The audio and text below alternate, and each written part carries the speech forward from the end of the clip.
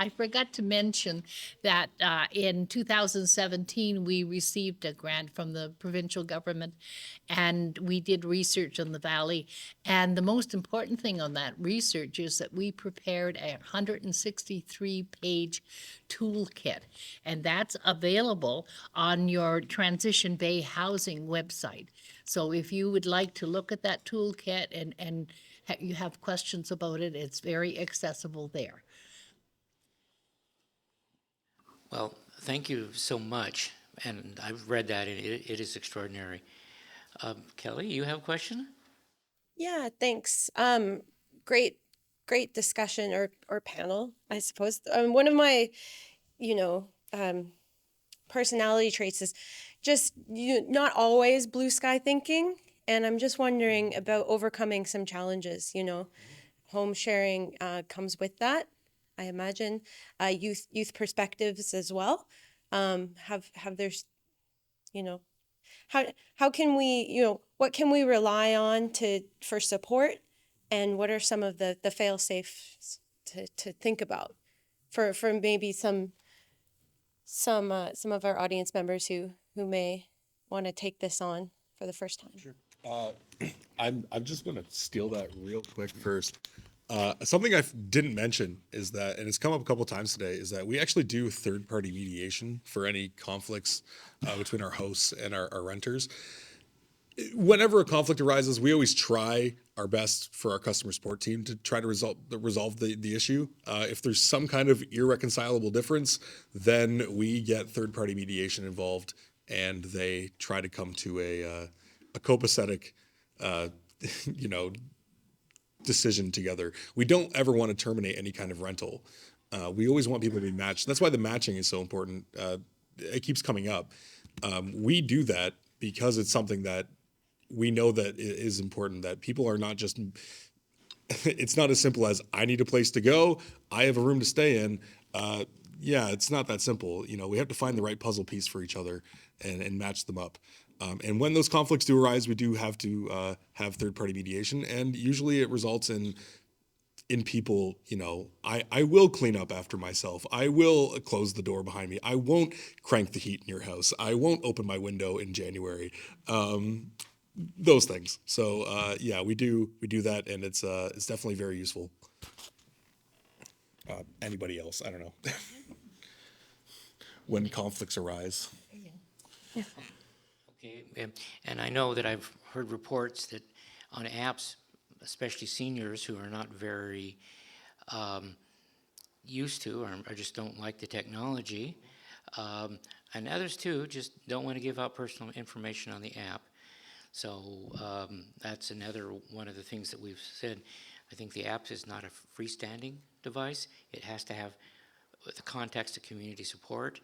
And that's why, so far, I don't think we're getting much uptake on many of the different things that we have available, including Happipad, including building secondary units. Okay, well, we have one more person at the mic, I think, and then, and that's it. We'll break for lunch. Yeah, I was just, this is my first time trying to home share, and I just put an ad on Kijiji, and I find the struggle is mostly this compatibility issue and trying to, say what you need without saying too much.